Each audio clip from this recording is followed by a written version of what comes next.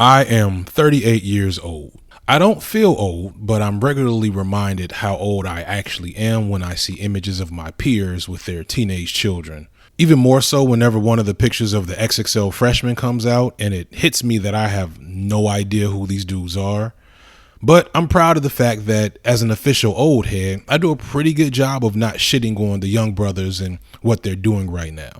I've never hated on skinny jeans. I'm not bitter about the incorporation of anime and other different themes that are influencing hip hop and black youth culture. And although I don't really enjoy the sound of a lot of the modern hip hop music with the song, singy, mumble rap norms, I have indulged in and regularly enjoyed some of the works by guys like T Grizzly, 21 Savage, Pop Smoke, and others. However, there is one thing that as an old head, when I see it, it worries and saddens me. And what I'm talking about here is that it seems like that much more in my era, the young lions of hip hop right now are being taken out at an alarming rate. It feels like so many promising or highly successful rappers from this particular era have died from a combination of murder, suicide, and drug overdoses. And look, I do my best to avoid talking about the youth in a way that makes it seem like my era was somehow better, but this is an alarming trend that we gotta talk about.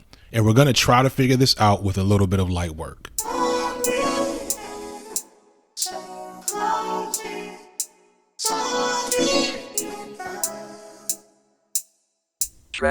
As of this writing, this past weekend, Chicago rapper King Von was murdered near downtown Atlanta, not too far from where I live, after a shootout that involved a rival rapper from Savannah, as well as Atlanta police. At this point, it's hard to say exactly what happened, but what is clear is that his murder was a part of an ongoing rap beef that turned violent. Earlier this year, rapper Pop Smoke was murdered in a home invasion, and although it's unconfirmed, it greatly looks like his murder is a direct response to Pop Smoke posting pictures of himself with large stacks of money, as well as somehow the address of where he was staying at the time. Only a few months prior, another Chicago rapper, Juice WRLD, died of an accidental drug overdose in a Chicago airport after reportedly trying to dispose of illegal drugs during a police search of his private plane. In the years prior, promising artists such as Bankroll Fresh, Lil Peep, Mac Miller, and XXXTentacion have all died of similar causes well before the age of 30.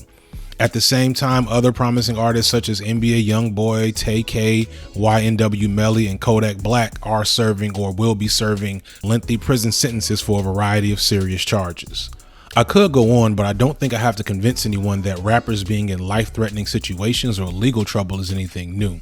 And of course, my era of hip hop had plenty of deaths and legal issues. Everybody knows about the murders of Tupac and Biggie, and promising rappers like Jean Forte, Remy Ma, Shine, and C Murder all did lengthy prison stints. Snoop Dogg faced murder charges. I bring this up because I want to dispel this myth that rappers from the 90s and early 2000s were actually all that different from the rappers of today. In fact, the rap fans today aren't all that different from how we were when we were teens and young adults. There's this really annoying and sometimes very sad thing that a lot of older generations do to the generations that come after them, where we just assume that because things have changed and become different, that somehow that change and difference is automatically a bad thing. I had always imagined that we of the hip hop era would be different, that we would break this cycle because we got it so bad from our elders as hip hop came to be the most popular genre of music in the 90s. I remember countless stupid arguments with uncles and aunts and teachers about the value of DMX or Nas or Mos Def or Onyx or plenty of other good rap artists and how they were just as valuable and valid as musicians compared to insert whatever old motherfucker here, my uncles, aunts, whomever was talking about that was so much better than the trash we were listening to. For me, it was an insanely frustrating routine to go through with elders as they would insert themselves, like literally barge into rooms with us vibing out to hip hop just to tell us how our music wasn't good and it was vulgar and I swore we all vow not to do this to the next generation. Like, I remember those conversations, but swear to God, as soon as Young Thug popped out with a dress, niggas lost their fucking minds. I remember when Lil Yachty stated that he hadn't really listened to Biggie and Tupac, and dudes went crazy about how disrespectful it was. And yeah, to be honest, I was initially shocked by that statement, but then I realized Lil Yachty was born literally 4 months after Biggie was murdered. So unless he had someone in his ear playing and explaining what was so great about these artists, why would he have any reverence for them? That was our era, and our era is over. And that's okay. I personally don't like most rap music that has come out in the last 5 or 6 years, and I shouldn't. It's not for me. It's not about what I'm going through anymore. It's not about what I remember. But I'm not going to unfairly be critical of the music just because it doesn't cater to my sensibilities. So I just want to get that out the way. However, something is wrong with the musicians and the hip hop and maybe even the fans of today. Hold up, wait a minute. If you're feeling this video and you've made it this far, I promise you'll like my other videos. I'm trying to grow the channel, so before we move on, I need you to stop and hit that like button and click that subscribe button so you can be here when I drop my next joint. All right, go ahead, do that. Okay, now back to the signifying. In the entire 90s to the early 2000s era that is my heyday, only a handful of rappers died untimely deaths. And I have to include guys like Proof or Freaky Tah to truly make that list longer than just Biggie, Tupac, and Big L. That's a damn near 15-year period with 5 or 6 relevant deaths and a few imprisonment. Meanwhile, since 2015, 6 different burgeoning rap stars have been murdered before being able to truly reach stardom. 2 more have died from drug overdoses and 1 from suicide. I don't care if you call me an old hater, there's something wrong there, and I think it's pretty clear what it is. From my perspective, it's a combination of social media and drug culture that is affecting our youth differently than it did us. I personally never did drugs. I just wasn't about that life. But if I did, it would have been weed and alcohol. That's it. That's all pretty much everybody from my era did. And from what I'm told, the weed that's being smoked today is a whole lot different than the type of weed that was out in the 90s. Furthermore, the prescription pills that are in the streets these days are a completely different animal in terms of what they do to your brain and body. I'm a proponent of legalization and decriminalization. I believe all drugs should be legal and nobody should go to jail for possessing or doing drugs. And I can make a whole video on why that's important, especially for black people. Furthermore, it's pretty clear that marijuana is mostly harmless, even this super marijuana that y'all have today, once you're grown.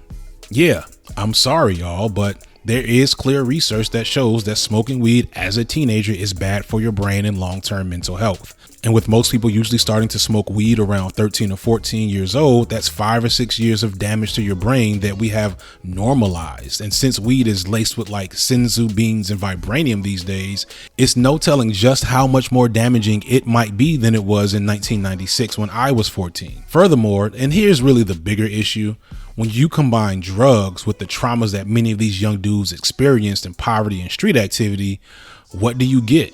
Well, savages. A good example to me is XXXTentacion. Now, out of all these young dudes that died, this to me was the one that was the saddest. And I know for some people that's off-putting because he was also probably the most monstrous. X had a brutal and heinous history of violence, especially against women and others, as well as multiple violent assault charges and an Instagram page full of fight videos. Furthermore, his music was vile, basically, even by the standard of my era, and especially at the time when attitudes towards what was okay for people to say, even in music and hip hop, was changing. But at the same time, when X died, he was only 20 and he had just set himself on the goal for change. He was on this kick to be a symbol for how kids who were like him could change and get better. He himself had an extremely harsh and violent upbringing that included his own victimizations of physical and sexual abuse as a child, parental abandonment, homelessness, and numerous stints in group homes, foster care, and juvenile detention. I mean, look at this picture of him as a child. In child welfare services, we might call this a flat affect. And what that tells you is that this is a kid who has seen and done way more than a child at this age should do. I have worked with troubled youth my entire life. Young men like X are sadly very common. They are truly the result of the worst parts of our society. And to me, the damage they do is the retribution for our failure to protect them. We're just lucky, or maybe X was lucky, that he found a way out off that path through music. But his lifestyle and celebrity status invited the same violence that he persistently put on display. So what I'm getting at here is that we have a generation of boys that come from multiple generations of boys and men before them that have never learned how to act right because the streets don't ask that of them. The streets require them to be animals. And they have no problem showing that through their music and their social media, which brings me to social media. More than the drugs, the thing I'm so happy that did not exist when I was a kid is Facebook, Twitter, Instagram, and whatever else is being used. The way that we all have access to each other at all times, especially teens and young adults who are still very much growing and solidifying their understanding of self and have to do that with an overabundance of attention and information, we just weren't designed to handle that. Hell, I can barely handle the strain and pressures of social media at 38, which is why I'm mostly limited to YouTube and Facebook. But imagine for a second, old heads watching, if we were able to put every thought, every dumb idea, every bad act that we did on video and share it with the world for clout back in the 90s.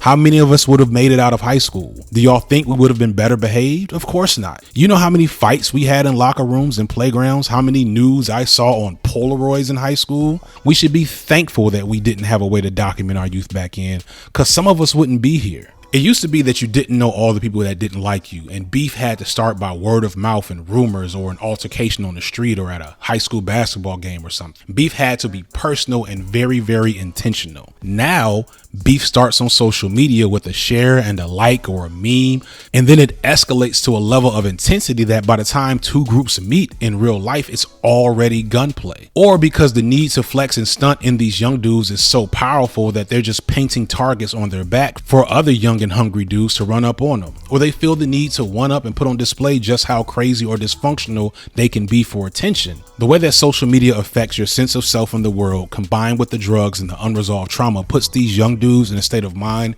primed for dysfunction and depression. But because of that same lifestyle, they don't get a chance to grow and change, to clean up and heal. Look at guys like Gucci Mane, Jeezy, Big Sean, Waka Flocka Flame, and others who came with incredibly wild and dangerous and destructive lifestyles, who with time and support had the opportunity to mature and get healthier and get help. And that's just like the actual individuals. Also consider the art form and the music. What classic albums are we not going to get from Pop Smoke or King Von or Juice WRLD because they aren't going to be available to practice and mature in their craft? I know a lot of old heads aren't interested in being involved in the movements of these young dudes, but y'all, they need us for real. And yeah, a lot of them don't listen, but maybe they just not listening to you. And the person that will is out there. Because I can tell you from experience, a lot of these boys are looking for anyone to provide support, structure, and affection. I've had more than a few boys with tattoos on their faces and assault charges on their records crying in my arms about their mom or their homeboy that they lost or their brother that's in jail. They're not just popping pills because they see it on social media. They're popping pills because it's the only way to stop the pain. I mean, way more than our music, you can hear it in theirs. There's a lot of pain among black men that has existed for generations that we have ignored and channeled into other venues of black masculinity, but it's still there. Our fathers and grandfathers never addressed it, which is why so many of them barely made to 75. We as aging millennials and Gen Xers are just starting to realize that we can break that cycle through better mental health and support. But we also got to do a better job of reaching back to these young dudes so that they don't have to make the same mistakes that we made or that our old heads made with us. And yeah, they may wear skinny jeans and they may have colorful hair, but they still need us. So let's hold them down as best we can. Let's fulfill the promises we made to ourselves 20 some odd years ago. That's all I got for today, y'all. Peace.